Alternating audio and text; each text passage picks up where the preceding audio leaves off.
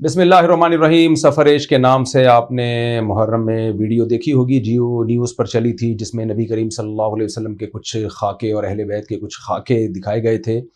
اگرچہ جیو نیوز والوں کی نیت توہین رسالت کی نہیں تھی، کوئی مسلمان اس کا سوچ بھی نہیں سکتا، لیکن بہرحال یہ عمل ناموس رسالت کے بہرحال خلاف ہے، جس پہ عوام نے احتجاج کیا اور پیمرا نے اس پہ نوٹس لیا. تو میں جو ابھی یہ ویڈیو ریکارڈ کروا رہا ہوں پیمرا کی حوصلہ افزائی کے لیے. ایسے موقع پہ عوام کو چاہیے کہ اگر حکومتی اہلکار اس پہ نوٹس لیتے ہیں تو ان کو اپریشیٹ کرنا چاہیے، اور حکومت نوٹس اگر نہ لیتی اور پھر لوگوں میں اشتعال پیدا ہوتا، اس کے نتائج زیادہ سنگین نکلتے ہیں. گورنمنٹ کو یہ اکثر اعتراض ہوتا ہے کہ بھئی یہ عوام کیوں احتجاج کر رہی ہے. بھئی جب آپ نوٹس نہیں لیں گے تو پھر عوام احتجاج کرے گی نا. تو پیمرا نے بالکل صحیح موقع پہ نوٹس لے کے وہ نوٹس بھی ہم آپ کے ساتھ شیئر کر رہے ہیں اسکرین پہ. تو پیمرا کا پہلی بات تو شکریہ، اور میں سمجھتا ہوں اس شکریہ میں میرے ساتھ ہر وہ شخص شریک ہوگا جو بھی یہ سمجھتا ہوگا کہ پیمرا نے یہ نوٹس صحیح لیا ہے اور صحیح ٹائم پہ لیا ہے. دوسرا، جیو نیوز کو چاہیے پہلی بات تو یہ لوگوں سے بھی معافی مانگے اور وہ ریموو کرے وہ ویڈیوز، اور لیکن یہاں جیو نیوز کو بھی اپریشیٹ کرنا بنتا ہے قوم کی طرف سے اور میری طرف سے اور سب لوگوں کی طرف سے، علماء کی طرف سے، کہ اگر علماء نے اس پہ نوٹس لیا اور بتایا کہ یہ کام صحیح نہیں ہوا ہے تو پیمرا نے بھی نوٹس لیا تو اس نوٹس کو فالو کیا جیو نیوز نے، اور اپنی غلطی پہ ہٹ دھرمی اور ضد کا مظاہرہ نہیں کیا. تو اچھی بات ہے. نبی کریم صلی اللہ علیہ وسلم نے فرمایا، اللہ تعالیٰ کہتے ہیں کلکم خطاؤن وخیر الخطائین التوابون. ہر شخص سے خطا ہو سکتی ہے، بہترین خطا کار وہ ہیں جو اپنی غلطی پہ ڈٹے نہیں بلکہ اس کو ایکسیپٹ کر لیں اور اس پہ معافی مانگ لیں.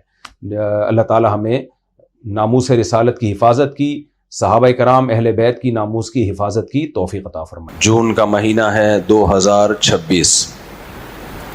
یہ ڈیٹ مینشن کرنا اس لیے ضروری ہے تاکہ بعض لوگ بہت پرانا بیان نیا کر کے چلا رہے ہوتے ہیں تو پتہ چل جائے کہ بھئی یہ اسی محرم کا بیان ہے. جیسے ہی محرم کا مہینہ شروع ہوتا ہے گاڑیوں سے نوحے کی آوازیں آنا شروع ہو جاتی ہیں اور سبیلیں لگنا شروع ہو جاتی ہیں. سب سے پہلی علامت تو نوحے کی آوازیں. لوگ گانے بجانے چھوڑ کے مرثیے لگا دیتے ہیں، نوحے لگا دیتے ہیں. گانے چھوڑنا تو اچھی بات ہے، لیکن کیا یہ مرثیے لگانا، نوحے لگانا اچھی بات ہے یا نہیں ہے؟ اور جو کچھ ہم محرم میں کر رہے ہوتے ہیں وہ اچھی بات ہے یا نہیں ہے؟ فیس بک پہ صحابہ کرام کے خلاف ایک طوفان بدتمیزی کھڑا ہو جاتا ہے. جہلم والی سرکار بھی حرکت میں آ جاتی ہے، ان کو موقع مل جاتا ہے. جہلم والی سرکار کا تذکرہ اس لیے کر رہا ہوں کہ جو شیعہ روافض ہیں وہ تو کر ہی رہے ہیں، لیکن جہلم والی سرکار کا کہنا ہے کہ میں اہل سنت والجماعت میں سے ہوں. بھائی جب آپ اہل سنت والجماعت میں سے ہو تو وہ عقیدے رکھو جو اہل سنت والجماعت کے.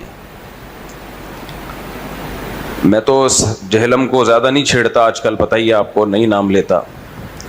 صحابہ کا معاملہ بہت حساس ہے، بہت سینسٹیو ہے. کل جہلم والی سرکار کا ایک کلپ نظر سے گزرا اور فرما رہے تھے کہ جب حضرت حسین کو شہید کیا گیا تو یہ اتنے سارے صحابہ کہاں تھے، اتنے سارے صحابہ کہاں تھے. کوئی موقع طنز کا چھوڑا نہیں جاتا صحابہ کرام پر. نئی جنریشن کا ذہن خراب کیا جا رہا ہے صحابہ کرام سے. یہ تو پھر ہم بھی سوال کریں گے، جب سیدنا عثمان کو شہید کیا گیا تو اتنے سارے صحابہ کہاں تھے؟ حضرت حسین کربلا کے میدان پر تھے. اس وقت میڈیا اتنا فاسٹ نہیں تھا، میسج کر کے لوگوں کو اطلاع دی جاتی کہ ہمارے ساتھ کیا ہونے والا ہے، اور مدد کے لیے لوگ پہنچتے تو کتنا ٹائم لگتا پہنچنے میں. لیکن جب انسان کے ذہن میں، دماغ میں کسی کی نفرت بیٹھ جاتی ہے، کسی کا بغض بیٹھ جاتا ہے، تو وہ ہر مثبت چیز کو بھی منفی لے کے جاتا ہے، اور منفی تو منفی رہتی ہے. صحابہ کرام سیدنا حسین رضی اللہ تعالی عنہ کے قتل کے وقت بوڑھے ہو چکے تھے. عبداللہ بن عباس، عبداللہ بن عمر، یہ بڑے اصحاب تو یہی تھے جن کو فالو کیا جاتا تھا. انس ابن مالک، یہ سارے بوڑھے صحابہ تھے. اور بڑی بات یہ کہ جوان بھی ہوتے تو کیا کر لیتے؟ سینکڑوں کلومیٹر دور ایک واقعہ ہو رہا ہے، کسی کو کیا پتا، وہ تو بعد میں اطلاعات پھیلتی ہیں. دوسری بات، سیاسی اختلافات، جیسے ہم آج بھی کہتے ہیں نا، آج بھی کہ جس چیز میں کوئی نص موجود نہیں ہوتی، سیاسی اختلاف ہوتا ہے، تو اس کو اعتدال سے ہی لینا چاہیے. سیدنا حسین رضی اللہ تعالیٰ عنہ، ہر شخص نے کربلا کے واقعے سے کربلا کے واقعے سے اپنا منجن بیچنے کی کوشش کی ہے. اپنا منجن، باطلوں کی بات کر رہا ہوں، باطل لوگوں کی. جتنی بات ہے اتنی رہنے دینا چاہیے. ہماری نظر میں تاریخ کا یہ بدترین ظلم تھا جو سیدنا حسین اور اہل بیت پر ہوا، اس میں دو رائے نہیں ہو سکتی. ڈاکٹر اسرار رحمۃ اللہ علیہ کا بھی ایک بیان سامنے آیا ہے. انہوں نے حضرت عثمان رضی اللہ تعالی عنہ کی شہادت کو زیادہ بڑا ظلم قرار دیا ہے. یہ ان کی ذاتی رائے ہے. ہماری رائے میں حضرت حسین کا قتل یہ زیادہ بڑا ظلم تھا. وجہ اس کی یہ کہ یہ ظلم حکومت کی طرف سے ہوا ہے، جبکہ سیدنا عثمان رضی اللہ تعالی عنہ داماد رسول کا قتل خوارج کی طرف سے ہوا ہے. سیدنا حسین کا قتل ایسی حکومت کی طرف سے ہوا ہے جو اسلام کی طرف منسوب تھی، جس کی نسبت تھی اسلام، اسلامی حکومت ہے. تو ایک سوال اٹھتا ہے کہ اسلامی حکومت تو اہل بیت کی محافظ ہوتی ہے، نواسہ رسول کو ایک اسلامی حکومت نے کیسے قتل کر دیا؟ ایک گورنر ابن زیاد نے کیسے قتل کر دیا؟ دوسرا، سیدنا عثمان رضی اللہ تعالیٰ عنہ کو اکیلے کو شہید کیا گیا ہے. یہاں تو پورے اہل بیت کو، جو بھی ان کے ساتھ جوان تھے، سب کو شہید کر دیا گیا. لیکن اس بیس پہ میں ڈاکٹر اسرار کو اہل بیت کا دشمن قرار دینا شروع کر دوں؟ انہوں نے کہا کہ حضرت عثمان کا قتل زیادہ مظلومانہ تھا. اس ان کے تجزیے پہ میں کہوں کہ وہ اہل بیت کے دشمن تھے، تو یہ ظلم ہوگا کہ نہیں ہوگا؟ نیچے لوگوں نے گالیاں دی بھی ہیں، برا بلا کہا ہوا ہے ان کو. بھائی ان کی رائے ہے یہ. وہ سیدنا حسین کے قتل کو بھی ایک ظلمن قتل مانتے ہیں اور حضرت عثمان کے قتل کو بھی ظلمن قتل مانتے ہیں. تو اس میں تو دو رائے نہیں ہو سکتی. ہماری رائے یہی ہے، اہل سنت والجماعت میں اکثریت کی رائے یہی ہے کہ انتہائی بہیمانہ قتل، انتہائی ظالمانہ قتل نواسہ رسول صلی اللہ علیہ وسلم کا، اور اس کا اصل ذمہ دار عبید اللہ ابن زیاد یا کوفر کا گورنر تھا. یہاں بھی دیکھو، جب خالی ذہن ہو کے تحقیق کرو گے نا تو درست نتیجے تک پہنچو گے. خالی ذہن ہو کے، ہمارے ہاں خالی ذہن ہو کے تحقیق نہیں کی جاتی ہے.